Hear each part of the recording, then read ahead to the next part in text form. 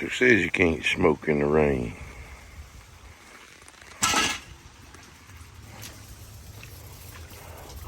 A little 5-star barbecue.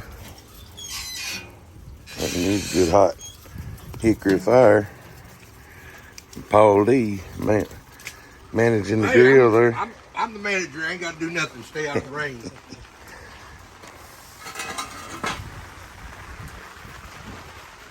Really nice even temps.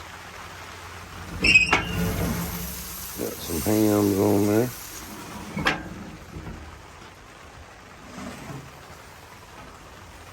A couple of turkeys going. And just a bunch of rain. But we got it covered.